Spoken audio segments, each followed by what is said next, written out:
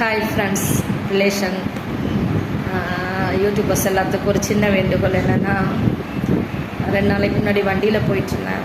வெளியில் 2 வீலரில் போயிட்டுருக்கும்போது ஒரு லாரி வந்து சைடில் அப்படியே வந்துட்டு இருந்துச்சு. எனக்கு அப்படியே சைடில் தான் போகிறாங்க, ஒரு கேப் வந்து ஒரு 3-4 இடைவெளி நேராகவே இப்படி நான் இங்கே அப்படியே போயிட்டே இருக்கும்போது பார்த்திங்கன்னா, அந்த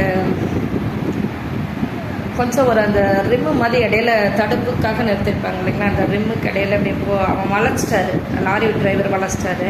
அப்படி வளைக்கும்போது டக்குன்னு நான் நேராகவே போயிட்டுருக்கேன், அட்ஜஸ்ட் பண்ணிடலாம் அப்படின்னு நினைக்கிறதுக்குள்ளே அந்த லாரினோட எட்ஜு விளிம்பு இருக்கும் இல்லைங்களா, மேலே அந்த கார்னர், அந்த பின்னாடி லோடு ஏற்றிட்டு போகிற அந்த இதனோட கார்னர் வந்து அடித்து வண்டியிலேருந்து அப்படி கீழே விழுந்துட்டேன்.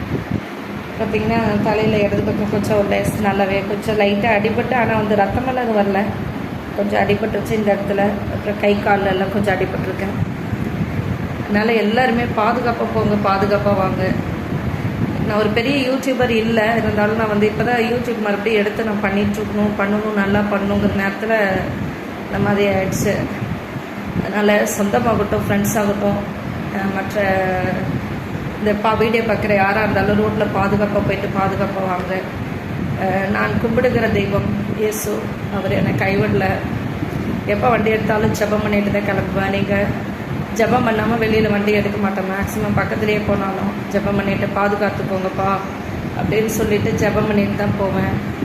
ஆனாலும் அந்த பெரிய விபத்தை ஆண்டவர் வந்து தடுத்து ஒன்றுமே ஆகலை. இருந்தாலும் வந்து உள்ள லேசாக லைட்டாக இடது பக்கம் அடி. அதனால் பாதுகாப்பாக இருக்கேன். ஒரு ட்ரிப்ஸ் போட்டு ஒரு 2 நாளாக ஹாஸ்பிட்டலில் இருக்கேன். எல்லோரும் வண்டி வச்சுருக்கிற யாரும் எவ்வளோ அவசரம்னாலும் பாதுகாப்பாக போயிட்டு பாதுகாப்பாக வாங்க.